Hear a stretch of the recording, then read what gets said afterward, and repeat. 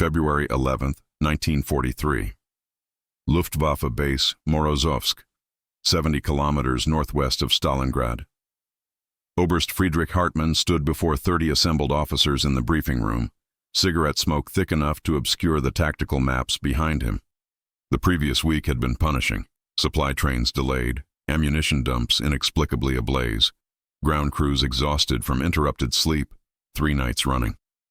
The attacks came after midnight, small explosions rippling across German positions, never enough damage to justify the disruption they caused. Hartmann had summoned his squadron commanders to address what he termed an irritating mosquito problem. Gentlemen, intelligence confirms these nuisance raids are conducted by Soviet women flying crop dusters. Hartmann's announcement triggered immediate laughter. Hauptmann Klaus Weber slapped the table. Women?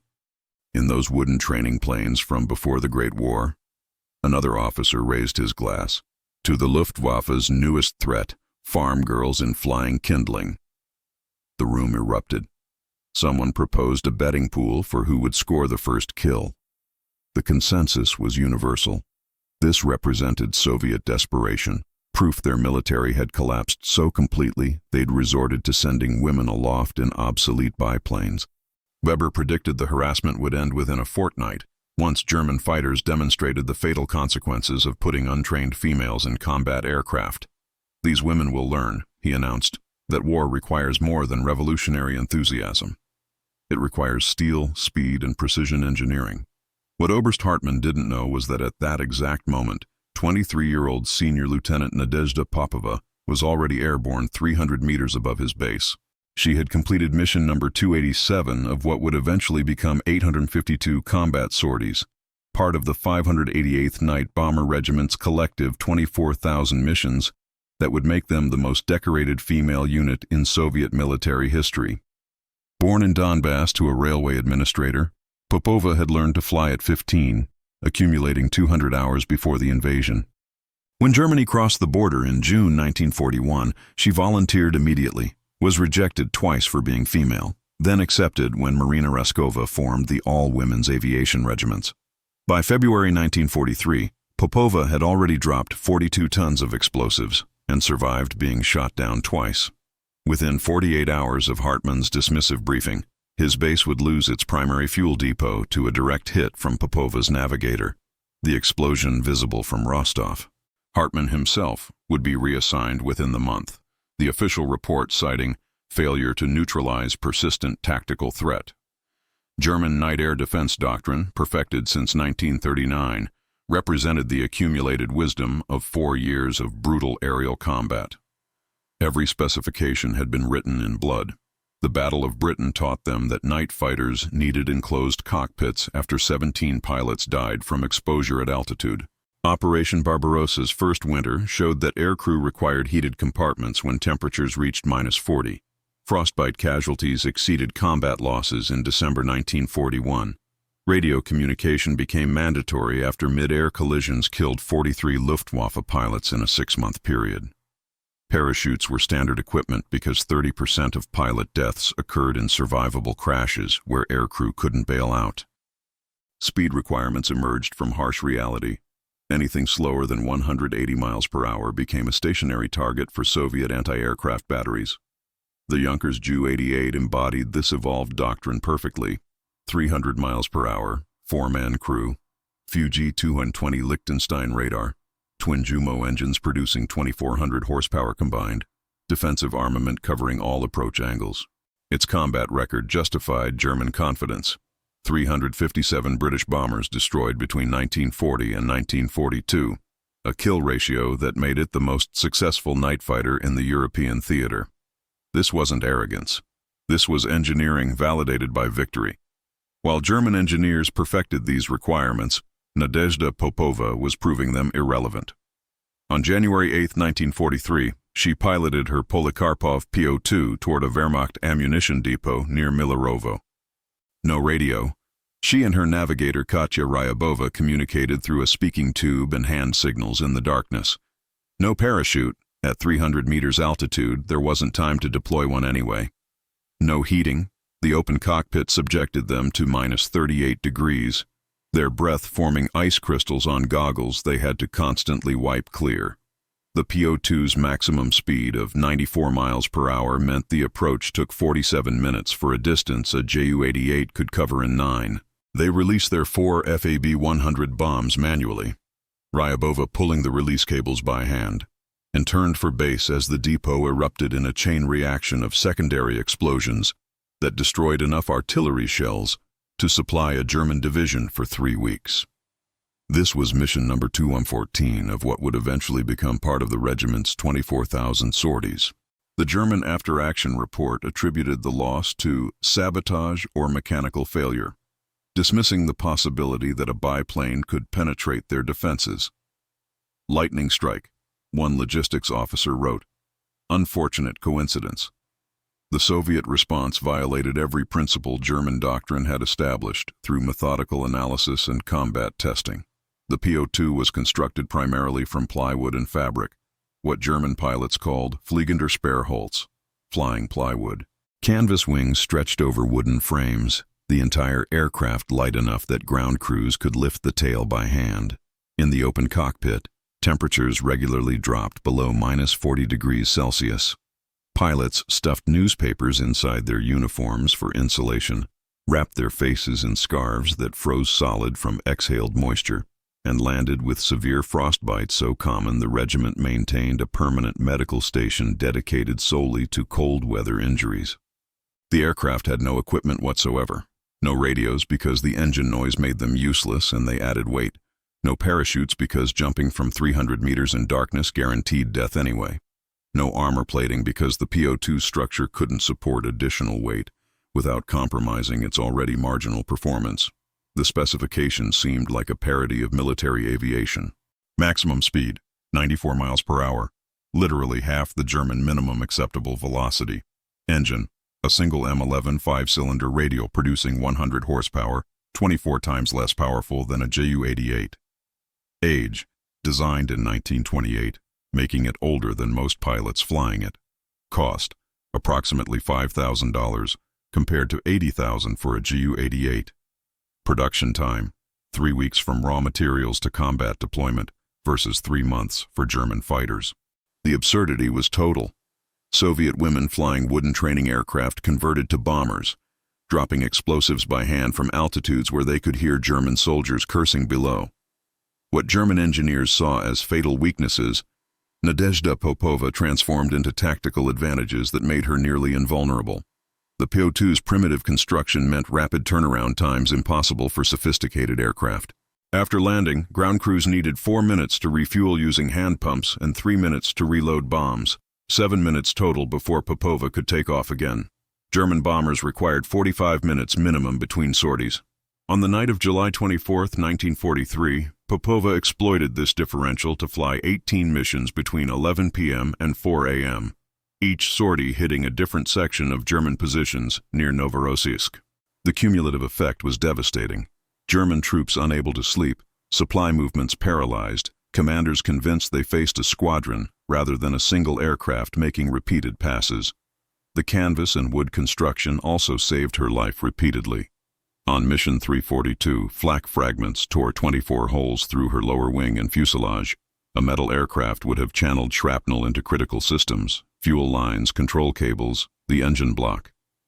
The PO2's fabric simply tore, bullets passing through without finding anything vital to destroy. If I'd been flying one of their metal coffins, Popova later said, that bullet would have ricocheted until it found me. The Germans designed aircraft to fight their war. We designed tactics to fight ours. An official Luftwaffe technical assessment dated March 17, 1943, concluded the following. Soviet deployment of female pilots in obsolete training aircraft represents a desperate measure indicating severe pilot shortage and declining industrial manufacturing capacity. Analysis confirms that wooden construction and primitive equipment render these aircraft extremely vulnerable to modern defensive systems. Physical principles remain immutable. Superior speed, metal construction, and modern avionics invariably defeat inferior velocity, wooden frames, and obsolete technology. Current operational patterns are assessed as temporary expedient that will cease within 4 to 6 months due to unsustainable attrition rates. Mathematical calculations demonstrate decisive advantages. Ju-88 fighters maintain 3-to-1 speed superiority, 24-to-1 horsepower differential, and 15-to-1 cost-efficiency ratio. Strategic assessment. These raids constitute temporary morale disruption through sleep deprivation, but pose no serious operational threat to Wehrmacht logistics or tactical capabilities. Recommendations. Monitor continuation, but do not prioritize development of specialized countermeasures. Resources better allocated to conventional Soviet bomber threats. This conclusion carries full authority of the Reichsluftfahrtministerium and represents consensus opinion of Germany's premier aeronautical engineering staff. The assessment was distributed to all Luftwaffe commands on the Eastern Front, filed with appropriate classification markings, and treated as definitive technical guidance. It was completely wrong. While German High Command dismissed the threat as negligible, Nadezhda Popova was systematically dismantling their supply infrastructure with precision that contradicted every assumption in that assessment.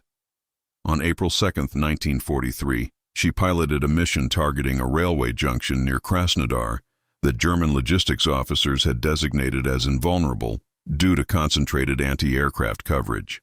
Approaching from the northwest at 250 meters, Popova throttled her engine to minimum power, gliding the final kilometer in near silence. She dropped her bombs across 3 parallel tracks, the explosions severing the junction and trapping 17 supply trains that couldn't proceed forward or reverse. German records documented unexplainable catastrophic failure of critical supply node, the investigation concluding that Soviet intelligence must have infiltrated saboteurs into their rear areas because aerial attack was deemed impossible given the defensive preparations. By this point, Popova had conducted 423 missions, rapidly approaching the 852 that would eventually make her the most decorated pilot in the Night Witch's 24,000 mission campaign. Those trapped supply trains contained winter uniforms, medical supplies, and replacement ammunition that 3 German divisions desperately needed. The delays contributed to operational failures that German commanders attributed to partisan activity, rather than a single woman in a wooden biplane systematically exploiting their blind spots. The Germans had made a fatal calculation error, one rooted in assumptions that seemed mathematically sound, but ignored a crucial aerodynamic reality. Their logic appeared flawless. Ju-88 night fighters could reach 300 miles per hour while Po-2's maximum speed was 94 miles per hour, producing a 3.2-to-1 speed advantage. In every previous aerial engagement, superior velocity meant certain victory. Faster aircraft could dictate engagement terms, pursue fleeing enemies, or disengage from unfavorable situations.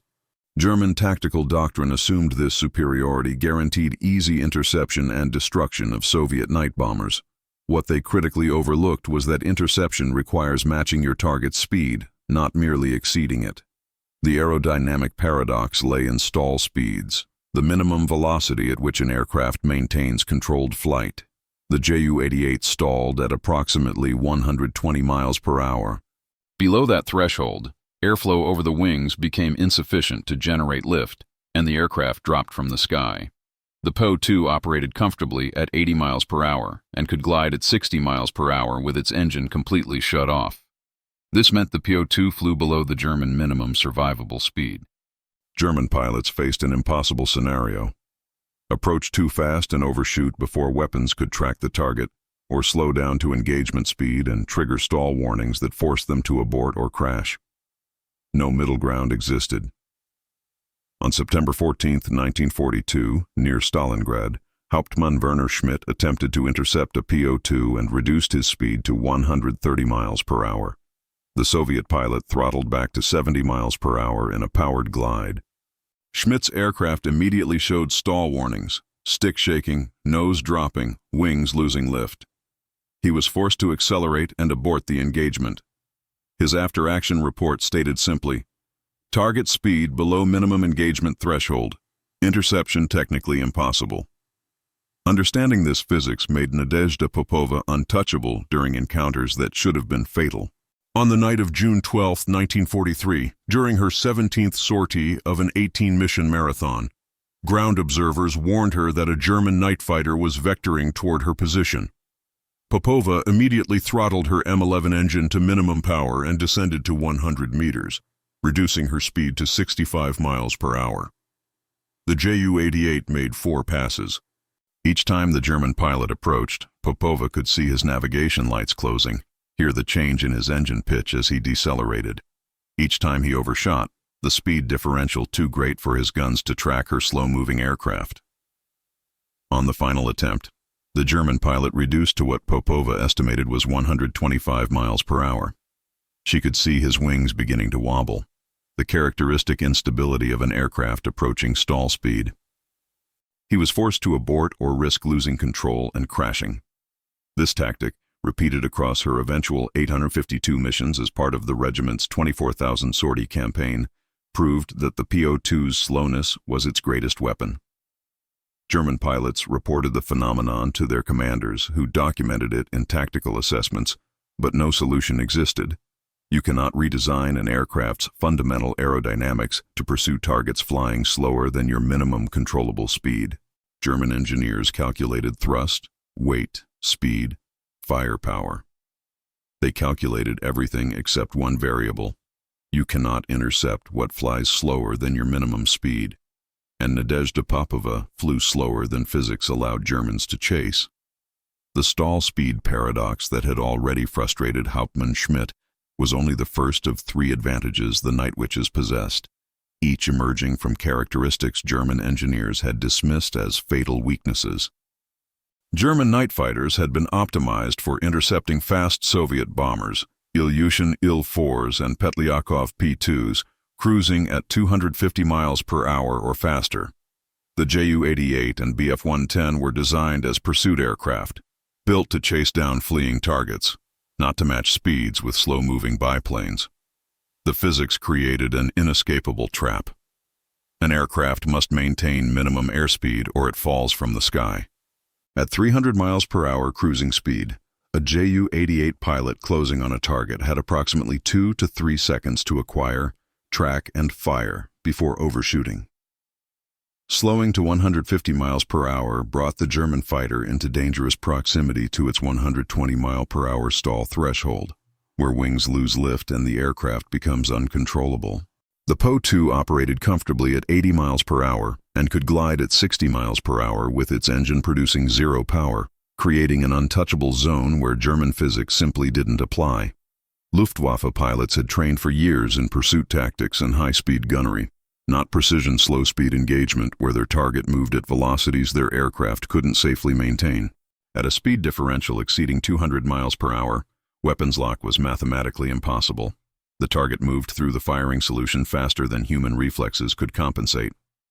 On August 3, 1943, Nadezhda Popova demonstrated this advantage on her 512th mission, targeting a Wehrmacht fuel depot near Temriuk. She detected the German fighter by its engine sound when it was still 3 kilometers distant, the distinctive roar of twin Jumo engines cutting through the darkness. Her immediate response was instinctive after months of similar encounters, throttle to minimum power, reducing her speed to 67 miles per hour. The Ju-88 made 4 passes. On the first, it overshot so fast Popova barely glimpsed its silhouette against the moonlit clouds. The second pass came from a different angle, the pilot attempting to compensate.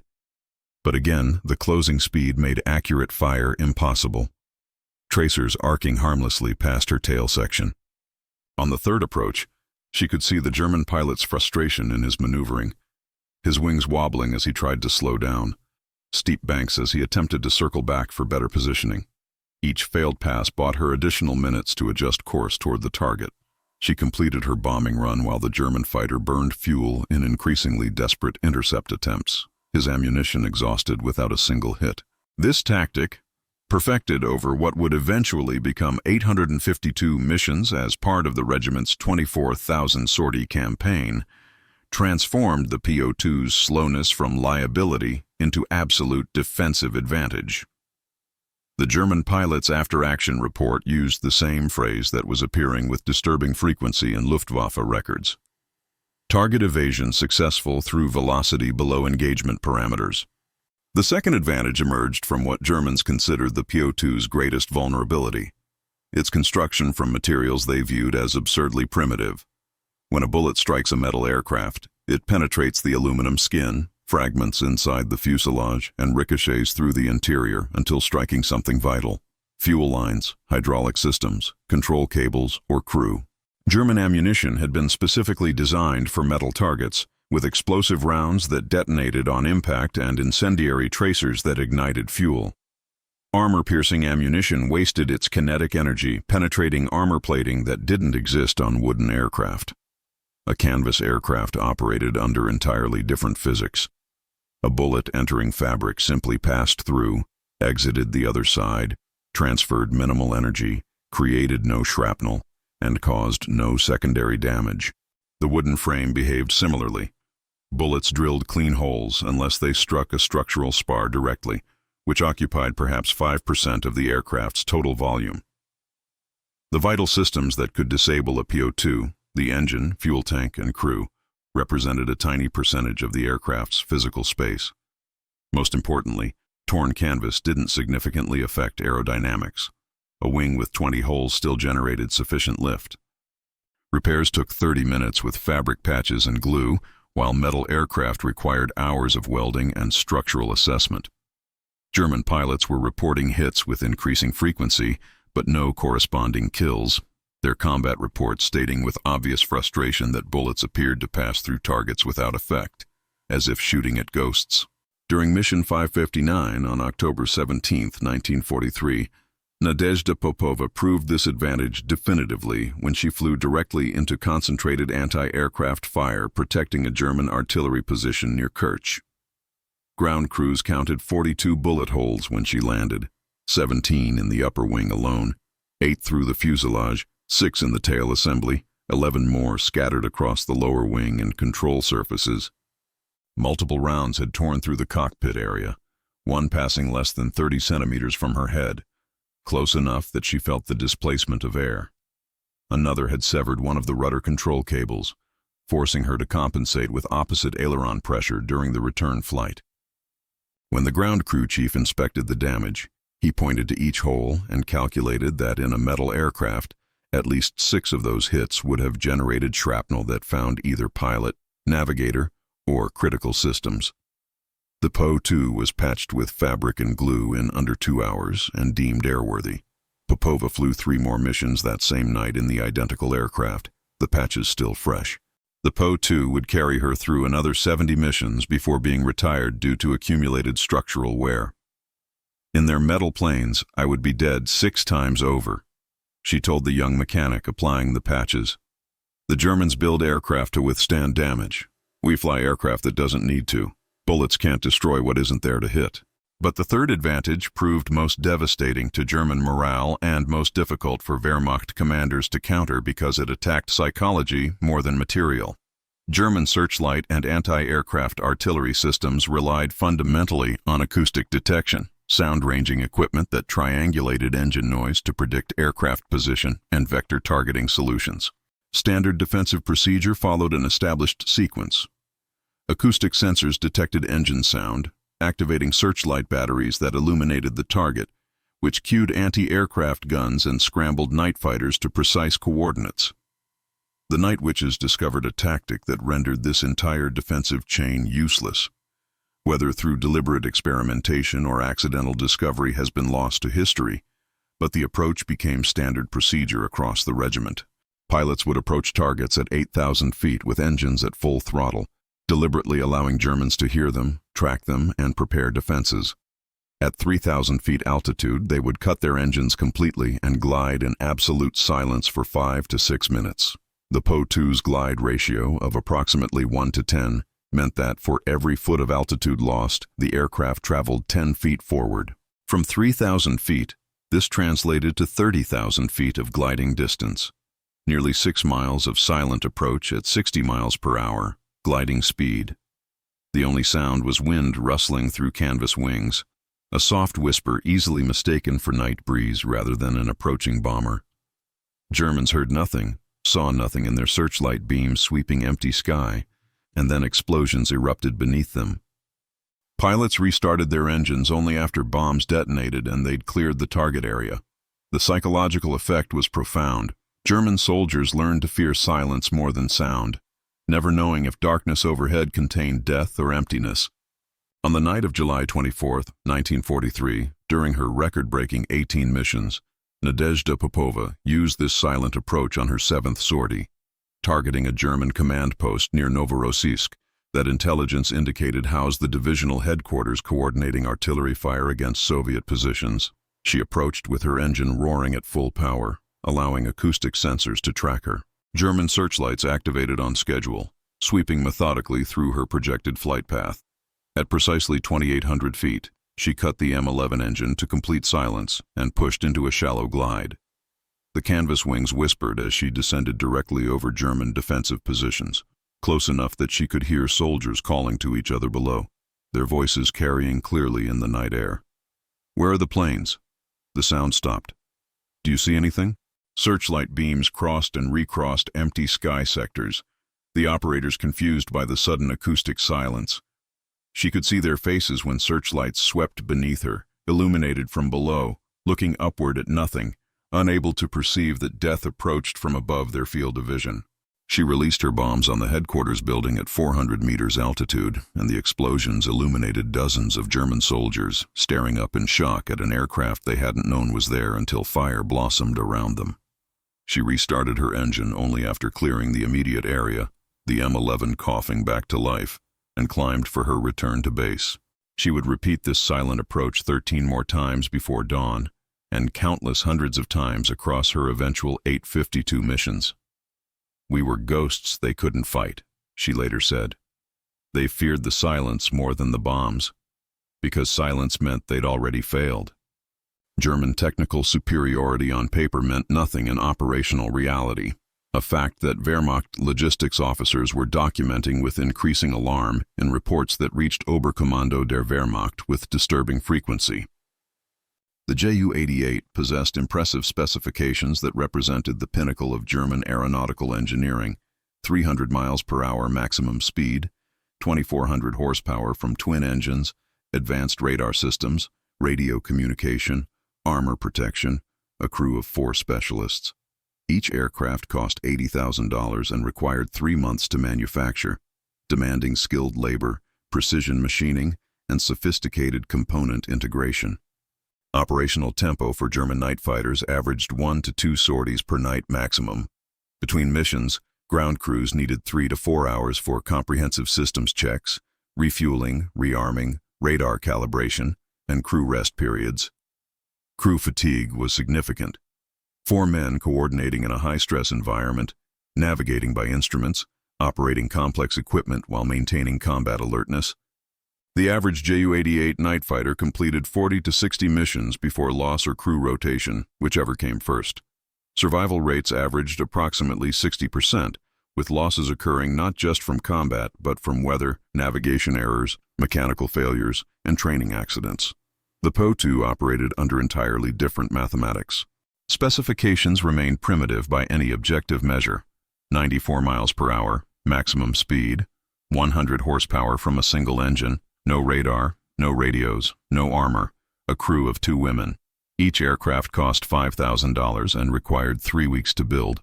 Using minimal skilled labor and basic manufacturing techniques any furniture factory could replicate.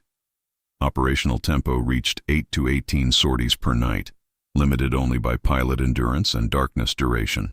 Maintenance between missions totaled 7 minutes, 4 minutes for refueling using hand pumps, 3 minutes to reload bombs from stacks positioned beside the runway. Crew coordination was instinctive rather than technical. 2 women who had flown together hundreds of times communicating through hand signals and a speaking tube. The average night witch completed 800 to 1,000 missions during her combat career.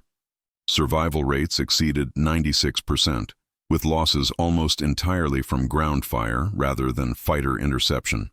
The paradox was absolute and contradicted every principle of military procurement. More expensive, sophisticated aircraft produced lower operational effectiveness, while simpler, cheaper aircraft generated higher operational impact. German advantage in technology had become a disadvantage in logistics, each advanced system creating dependencies that reduced rather than enhanced combat capability.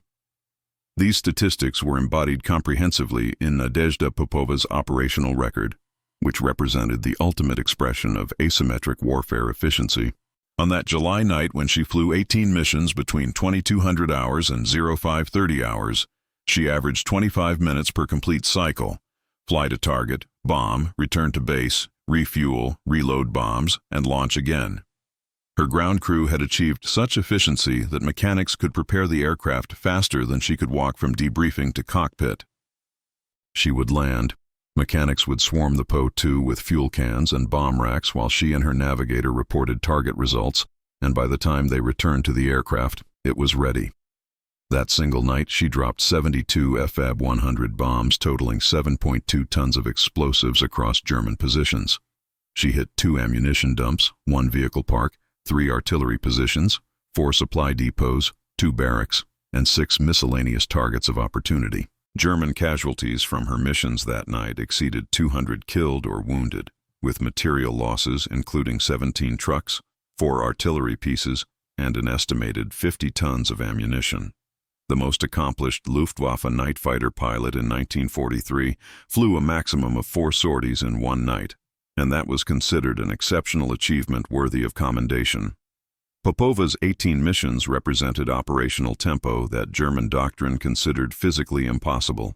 By autumn 1943, her cumulative 852 missions meant she had flown more combat sorties than entire squadrons of German night fighters, delivering approximately 115 tons of bombs and directly contributing to the destruction of countless German installations across the southern front. Her 852 missions represented the equivalent of 34 full American bomber crew tours of duty, which rotated air crews home after 25 missions. Wehrmacht logistics officers were recording a disturbing pattern that contradicted their initial assessment of the Night Witches as a negligible threat requiring minimal countermeasures. German expenditure attempting to stop the 588th Regiment specifically was becoming economically absurd. Anti-aircraft batteries had fired more than 2 million rounds at Night Witches over 18 months of operations. At 50 Reichsmarks per anti-aircraft shell, this represented 100 million Reichsmarks, approximately $40 million, expended on ammunition alone. Fighter sorties dedicated to intercepting Po-2s exceeded 1,000 attempts, each costing approximately 500 Reichsmarks in fuel, maintenance, and operational overhead, totaling another 500,000 Reichsmarks. More than 200 searchlight batteries had been deployed specifically for night defense against harassment raids, each requiring dedicated personnel and power generation. Over 5,000 German soldiers were assigned to counter night harassment duties rather than frontline combat roles. Conservative estimates suggested Germany had spent 50 million Reichsmarks, $20 million, attempting to stop a threat the Soviets had created for under $2 million. The cost ratio was devastating.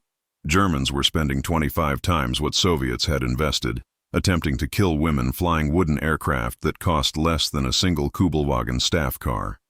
Despite this massive expenditure, German fighter pilots had achieved exactly 0 confirmed kills on Night Witches through aerial combat. Every Po-2 loss came from ground fire, collisions, or weather, never from the sophisticated fighters designed specifically to destroy them. The result was perfect asymmetric warfare, minimal investment producing maximum enemy resource drain, while achieving operational objectives that traditional bombers couldn't accomplish. Nadezhda Popova personally represented this asymmetric efficiency in calculations that must have infuriated German logistics officers who analyzed the numbers. If German anti-aircraft batteries fired an average of 1,000 rounds, attempting to hit her during each mission, her 852 missions meant approximately 852,000 rounds had been fired specifically at her aircraft. At 50 Reichsmarks per round, Germany had expended 42.6 million Reichsmarks, $17 million, trying to kill one 23-year-old woman from Donbass. She survived. Meanwhile, her bombs had destroyed an estimated 12 ammunition trains, 47 supply depots, 63 military vehicles, 14 artillery positions, and countless tons of Wehrmacht material, plus the incalculable cost of disrupted sleep, degraded morale, and diverted defensive resources. Conservative estimates suggested the value of German material she personally destroyed exceeded 75 million Reichsmarks.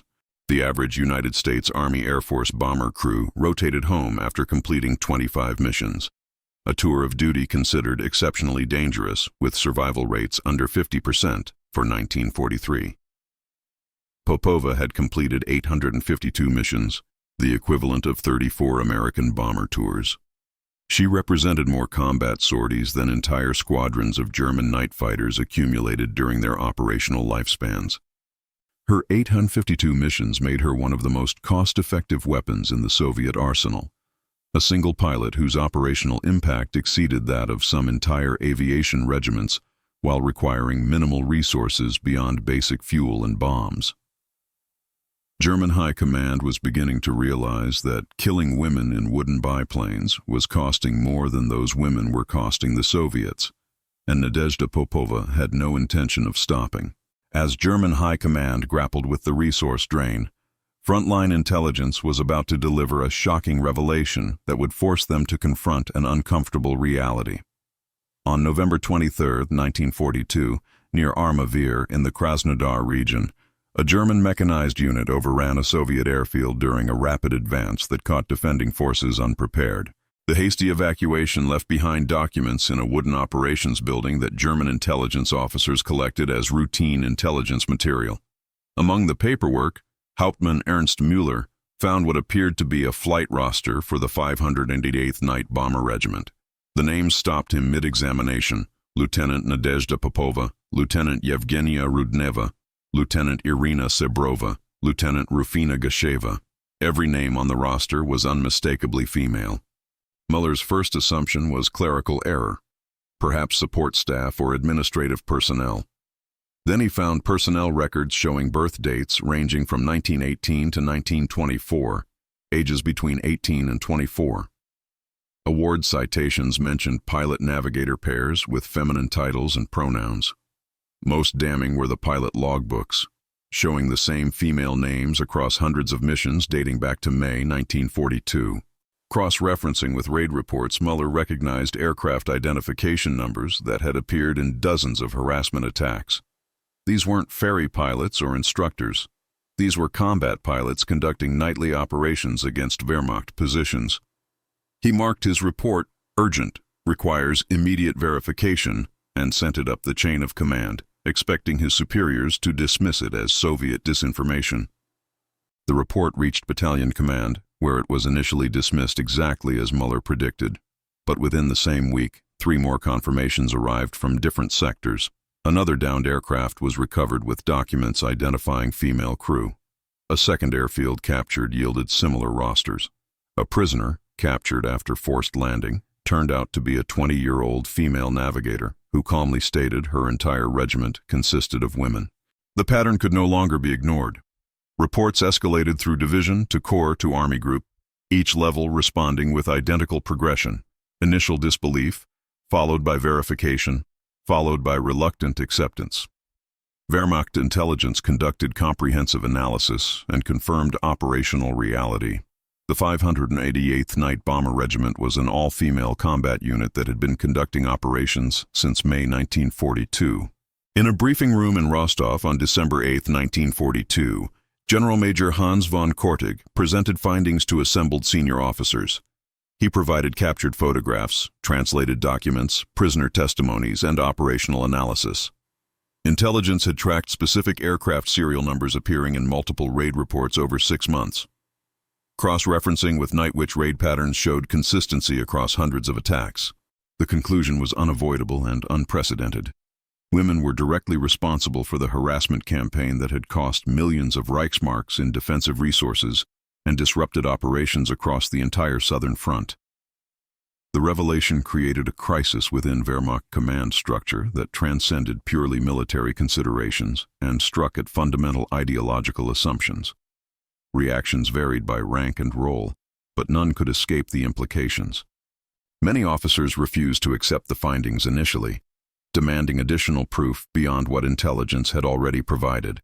The humiliation factor was profound. Elite Luftwaffe pilots, trained at enormous expense in the world's most sophisticated aircraft, had been systematically beaten by women flying wooden crop dusters. The propaganda problem was equally severe. How could High Command explain to the German public and frontline troops that despite technological superiority and ideological certainty about Aryan supremacy, they'd been terrorized by Soviet women? The ideological conflict cut deeper. Nazi doctrine explicitly positioned women as domestic support, not combat operatives. Yet operational reality proved Soviet women were conducting effective military operations that German men couldn't stop. If Germans were wrong about this, officers wondered privately, what else might they be wrong about? Luftwaffe pilots began requesting transfers rather than continue admitting they'd been bested by female pilots. Some officers insisted on bureaucratic language, referring only to Soviet night harassment units in reports, carefully avoiding any mention of gender in official documentation. Luftwaffe High Command actively suppressed information, fearing widespread morale impact if troops learned the full truth. Frontline soldiers reacted differently, grudging respect mixed with superstitious fear. The nickname Nachthexen, night witches, spread rapidly among troops despite official discouragement, the term capturing both the supernatural quality of their silent attacks and the challenge they posed to German military confidence. Operational Order 4683, issued December 15, 1942, stated, "All references to enemy night bomber personnel in official reports shall employ standard military terminology without specific reference to gender composition." This directive is issued to maintain operational focus and prevent unnecessary speculation that may adversely impact troop morale and unit effectiveness. Commanding officers will ensure strict compliance. The order carried authorization from Luftflotte 4 Command and was distributed to all units facing night harassment. It changed nothing. Soldiers continued calling them night witches, and the women continued flying. While German command struggled with the revelation, Nadezhda Popova was flying her 438th mission, completely unaware that Germans had just confirmed her identity and gender through captured documentation. Whether she knew about the discovery or cared about German reactions was irrelevant to her operational tempo. This was 5 months after her regiment's formation, and she had already established herself as one of its most aggressive pilots. Her mission count at the point of German discovery placed her well ahead of most combat pilots in any air force. 438 missions exceeded the entire combat careers of most German fighter aces. By the time Germans confirmed her regiment's composition across all intelligence channels, she had completed more than half of her eventual 852 missions that would make her one of the most decorated pilots in the regiment's collective 24,000 sortie campaign. On the night of December 10, 1942, 2 days after von Kortig's briefing, Popova targeted a German fuel depot near Terrorized. She approached in characteristic silence, cut engines at 3,000 feet, glided directly over German positions, and dropped 4 FAB-100 bombs that ignited fuel stores, creating explosions visible from 40 kilometers away. The depot had supplied 3 Wehrmacht divisions. Its destruction forced logistics reorganization that delayed German winter operations by 6 days. When asked years later about the moment Germans discovered her regiment's gender, she said simply, "We didn't fly to prove women could fight. We flew to kill fascists. Whether they knew we were women made no difference to our bombs." The discovery changed nothing operationally. The night witches continued flying, and Germans continued dying. After the war, Soviet and Allied interrogators collected testimonies from German prisoners during the extensive debriefing programs that ran from 1945 through 1947. Standard interrogation protocols included questions about Eastern Front experiences, with specific attention to unusual tactical encounters. When interrogators asked about night operations and encounters with Soviet harassment bombers, they noticed unexpected consistency in prisoner responses. Even hardened SS officers, typically defiant during questioning, showed visible reactions when the topic of night witches arose. A pattern emerged across hundreds of interviews conducted at different facilities. German personnel from various units and ranks described remarkably similar experiences and expressed identical psychological responses to discovering their adversary's gender. Oberleutnant Karl Hoffmann, a Ju-88 night fighter pilot from Nachtjagdgeschwader 4, captured in April 1945 near Berlin, provided typical testimony during interrogation at a Soviet facility in June 1945.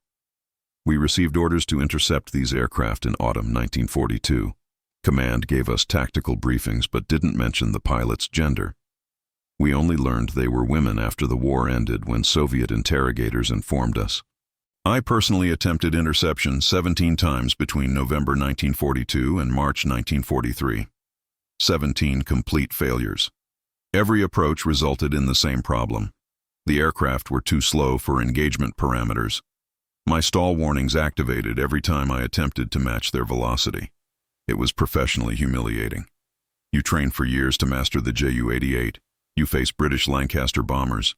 You believe you understand air combat doctrine. Then a wooden biplane makes you appear incompetent. When I learned after surrender that they were women, I had no words. We couldn't catch them because physics wouldn't allow it. Their gender was irrelevant to the tactical problem. They had beaten not our tactics but the laws of aerodynamics themselves. Hauptmann Wilhelm Krauss, anti-aircraft battery commander stationed in eastern Ukraine from 1942 to 1944, provided similarly detailed testimony. My battery fired an estimated 42,000 rounds at these aircraft between August 1942 and September 1943. We achieved perhaps 4 confirmed hits across 14 months of operations. 3 to 4% accuracy rate is unacceptable, but the tactical situation made accuracy impossible. They would approach with engines producing normal sound. We would activate acoustic ranging and prepare firing solutions, then complete silence.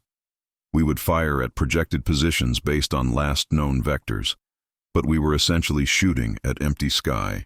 Engine sound would return only after bombs exploded and aircraft had already cleared the target area. The psychological effect on my men was severe. Traditional air raid procedures assume continuous tracking. These aircraft disappeared from our detection systems mid-approach. We began to fear the silence more than the actual bombs because silence meant we had already failed.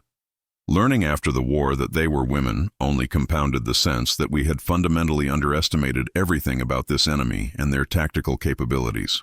The pattern across testimonies revealed consistent themes that transcended individual experiences. Nearly every German who encountered night witches mentioned the psychological impact of silence and the disorientation it caused. Failed interception attempts due to speed differential appeared in pilot testimonies with remarkable frequency, described with obvious frustration even years after the events. Almost universal shock characterized responses to learning the pilot's gender, with many initially attempting to rationalize it away as Soviet propaganda exaggeration. Others admitted more candidly that gender made no operational difference. The effectiveness remained regardless of who was in the cockpit. Variants of the phrase, "we couldn't catch what we couldn't match in speed," appeared across dozens of testimonies, suggesting this had become common understanding among German pilots. Several mentioned specific night witch aircraft by reputation or distinctive markings, noting that certain pilots seemed to appear with unusual frequency. The grudging acknowledgement that Nazi propaganda about Soviet inferiority had been demonstrably wrong appeared frequently, though usually expressed carefully given the sensitivity of admitting ideological error. Some testimonies referenced Nadezhda Popova specifically, though German personnel often didn't know her name during the war, identifying her instead by aircraft markings or reputation. Lieutenant Friedrich Becker, infantry company commander stationed near Taman Peninsula from July 1943 through October 1943, provided specific identification. There was one aircraft we learned to recognize by distinctive pattern of canvas repair patches on both wings, lighter colored patches visible even at night. This aircraft appeared over our positions an average of 4 to 6 times per week during my posting. We began calling it the persistent ghost because it would arrive in complete silence and seemed immune to our defensive fire. I personally witnessed this aircraft's attacks 11 times. On August 4th, it destroyed our ammunition depot, killing 7 men and destroying enough shells to supply our artillery for 3 weeks. On September 2nd, it hit our command post, killing our battalion commander and 3 staff officers. After the war, when I was shown Soviet records during interrogation, I learned this was almost certainly Lieutenant Nadezhda Popova, who had flown over 800 missions, part of the regiment's 24,000 total sorties. She survived the entire war. We never came remotely close to shooting her down. She was, in the most literal sense, untouchable.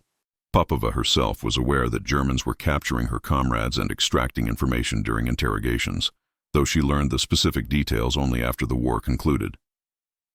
Her response to learning that German prisoners were discussing her specifically was characteristically direct. She expressed satisfaction that Germans feared her, but noted that fear was a tactical advantage she deliberately cultivated through consistency and precision. Her mission tempo never decreased during the period when German POWs were being interrogated about Night Witch encounters. She flew through the final months of the war with the same intensity that had characterized her early missions, her total reaching 852 by war's end, making her one of the highest sortie pilots in Soviet aviation. Her 852 missions, including the legendary 18 sorties flown in a single night on July 24, 1943, became documented not just in Soviet military records, but in German testimonies that confirmed from the enemy perspective what Soviet records had claimed. In post-war reflection, she stated, "We did what needed doing. Whether they respected us or feared us or were humiliated by us was their concern, not ours. Our concern was victory, and we achieved it." The testimonies confirmed what Germans had discovered too late. The Night Witches weren't anomalies or propaganda fabrications. They were among the most effective tactical weapons deployed on the Eastern Front, achieving strategic impact far exceeding their modest resource requirements, and Nadezhda Popova was among the deadliest of them all. When the war in Europe ended on May 9, 1945, Nadezhda Popova's final record stood as testament to what Germans had dismissed as impossible 3 years earlier. She had completed 852 combat missions, each one flown in darkness over enemy territory in an aircraft that shouldn't have survived the war's first week. Her operational period spanned from May 1942 through May 1945, 36 continuous months of nightly operations, with only weather and mechanical failures interrupting her tempo. Those 852 sorties translated to approximately 1,400 flight hours in an open cockpit at temperatures that routinely reached -40 degrees Celsius. She had dropped nearly 200 tons of bombs, approximately 230 kilograms per mission across 852 missions. She survived the entire war without being shot down by enemy fighters, though her aircraft sustained damage on dozens of occasions. For her service, she received the Hero of the Soviet Union, the Soviet Union's highest honor, along with the Order of the Red Banner, 2 Orders of the Red Star, and multiple campaign medals. Her 8 from 52 missions exceeded not just German expectations but Soviet ones. Most Night Witches flew 500 to 600 missions, impressive by any standard but dwarfed by Popova's sustained tempo. She averaged approximately 24 missions per month across 36 months, meaning she flew operationally on average 2 out of every 3 nights for 3 consecutive years. The physical toll was permanent. Severe frostbite scarred her hands and face. Engine noise at close range for 1,400 hours left her with partial hearing loss that persisted decades after the war. But the psychological resilience required exceeded physical damage. Each of those 852 missions could have been her last, and she flew knowing 32 of her comrades wouldn't return, yet she continued climbing into that wooden cockpit night after night. To understand the magnitude of these numbers, context matters profoundly. The most accomplished German night fighter pilots completed 40 to 60 missions over their entire careers before rotation or death. Popova completed 14 times that number. The United States Army Air Force rotated bomber crews home after 25 missions, a tour of duty considered exceptionally dangerous with survival rates below 60% in 1943. Popova completed the equivalent of 34 full American bomber tours without rotation, leave, or respite beyond brief weather delays. The average Soviet male bomber pilot flew 150 to 300 missions during the war, an impressive operational tempo given the mortality rates on the Eastern Front. Popova exceeded even the highest Soviet averages by a factor of 3. Within her own regiment, where the average pilot completed 500 to 600 missions, Popova exceeded the mean by more than 40%. Her operational record represented more sorties than some entire Soviet bomber groups accumulated collectively. If each mission averaged 2 hours from takeoff to landing, her 1,400 flight hours meant she spent nearly 60 full days airborne over 3 years. If each mission delivered an average 230 kilograms of bombs, Her 200-ton total exceeded the payload capacity of many heavy bomber squadrons. Conservative estimates suggest German casualties directly attributable to her missions numbered in the hundreds killed or wounded, with material destruction including dozens of ammunition dumps, scores of vehicles, and countless Wehrmacht installations. By any metric, Nadezhda Popova's operational record represented one of the most sustained combat performances in aviation history, and she achieved it in an aircraft Germans considered too primitive to matter. The 588th Night Bomber Regiment's collective record validated Soviet High Command's controversial decision to form all-female combat aviation units despite institutional resistance and widespread skepticism. The regiment flew approximately 23,000 combat sorties between May 1942 and May 1945, making it one of the most operationally active units in Soviet aviation. Those missions delivered over 3,000 tons of bombs onto German positions across the southern front. Conservative estimates suggest the regiment inflicted 5,000 casualties, killed and wounded, on Wehrmacht forces, though the true number may have been significantly higher, given the difficulty of assessing indirect casualties from ammunition depot explosions and supply disruptions. Material destruction included hundreds of ammunition dumps, thousands of vehicles, and countless installations, command posts, and defensive positions. The regiment operated continuously for 36 months without pause except for brief winter weather extremes that grounded all aviation.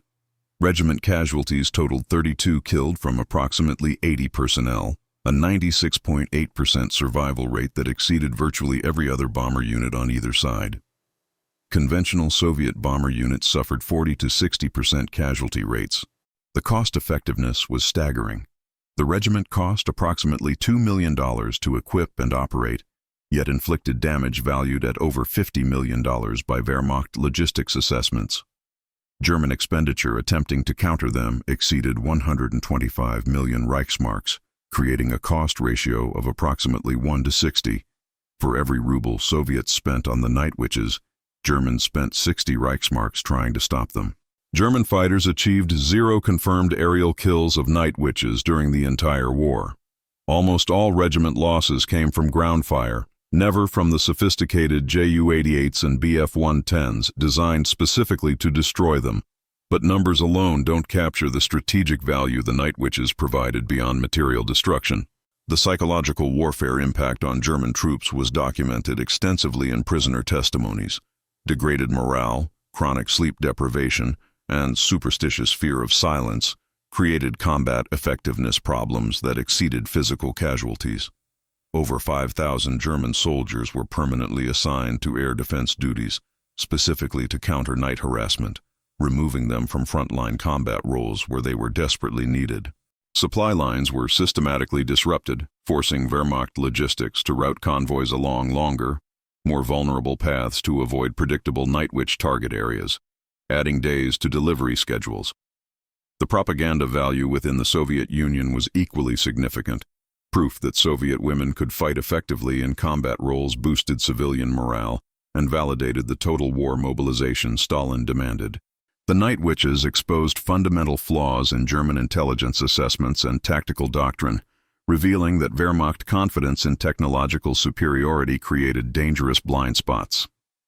Most importantly, the regiment demonstrated a model of asymmetric warfare that would be studied for decades, showing definitively that irregular tactics properly employed could neutralize vastly superior conventional forces. Marshal Georgy Zhukov reportedly noted in his memoirs, "The Night Witches achieved strategic impact disproportionate to their numbers. They cost us almost nothing and cost the Germans everything they spent trying to stop them. Such efficiency is rare in warfare." The 588th Regiment proved that in warfare, technological superiority matters less than tactical innovation, and determination can overcome engineering. Nadezhda Popova's 852 missions embodied this principle perfectly. After the war ended, Nadezhda Popova faced a different kind of challenge, returning to civilian life after 3 years of nightly combat, where survival depended on constant vigilance and split-second decisions. Initial recognition came swiftly. As a hero of the Soviet Union, she participated in victory parades through Moscow, gave speeches to factory workers about the heroism of Soviet women, and found her photograph in newspapers and official histories. But the transition from warrior to civilian proved psychologically difficult for many combat veterans, and Popova was no exception. The silence that had meant tactical advantage during the war now meant emptiness. She struggled with what modern medicine would recognize as post-traumatic stress disorder, though Soviet psychology in 1945 offered little support for such conditions. She eventually returned to aviation, continuing to fly as a test pilot and instructor, unable to completely leave the cockpit that had been her home for 3 formative years. She married fellow pilot Semyon Karpov, who had fought in a different aviation regiment, and they raised 2 children, while both continued aviation careers. She spoke occasionally about her war experiences, though like many combat veterans, she found civilian audiences often romanticized what had been brutal, terrifying work. She maintained close relationships with surviving squadron mates, attending annual reunions where the women who'd flown through hell together could speak honestly about what they'd endured without sanitizing it for propaganda purposes. Soviet recognition fluctuated with political climate. Stalin suppressed many war heroes he didn't personally favor, and women heroes sometimes faced dismissal from men who resented their achievements or wanted to reclaim traditionally male spaces. But Popova's record was too exceptional to completely ignore. She received additional honors throughout her life, and when she died in 2013 at age 91, Russian news coverage detailed her extraordinary wartime service. Her hometown of Donetsk erected a memorial plaque, and the Russian Air Force Museum includes extensive exhibits about her and the 588th Regiment. For decades, the Night Witches remained virtually unknown in the West, dismissed during the Cold War as Soviet propaganda, or simply unacknowledged in histories that focused on Western Allied contributions. The story only emerged gradually as political thaw allowed more information to cross the Iron Curtain. During the 1980s and 1990s, Glasnost permitted Soviet veterans to speak more freely, and historians gained access to archives previously restricted.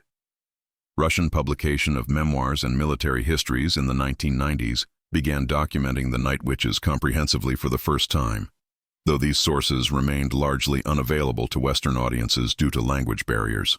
The 2000s and 2010s saw significant Western interest as historians translated documents and interviewed surviving veterans, including Popova herself before her death. Books, documentaries, and articles brought the story to English-speaking audiences, who found it both inspiring and surprising. Surprised primarily because it contradicted assumptions about women's historical combat roles and about Soviet military capabilities. German testimonies from declassified archives validated Soviet accounts, confirming that this wasn't propaganda exaggeration but documented history. The Russian Air Force Museum in Monino displays Po-2 aircraft and extensive Night Witch exhibits. Monuments in multiple Russian cities commemorate the regiment.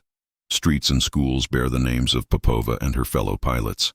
Recent films and graphic novels have introduced the story to new generations globally. The story of Nadezhda Popova and the Night Witches transcends its historical moment, offering lessons applicable far beyond World War II's Eastern Front. About warfare, it demonstrated that asymmetric tactics can defeat technological superiority when properly employed. The Po-2's primitiveness became advantage rather than liability once the Night Witches understood how to exploit German vulnerabilities. Psychological impact sometimes exceeds physical damage in strategic value. German soldiers feared the silence more than the bombs themselves. Innovation matters more than resources in determining combat effectiveness. The silent gliding tactic cost nothing to develop yet rendered millions of Reichsmarks in defensive equipment useless. About underestimation, the Night Witches proved that prejudice creates exploitable vulnerabilities in military planning. German assumptions about gender roles and aircraft primitiveness blinded them to a genuine threat until that threat had already inflicted significant damage.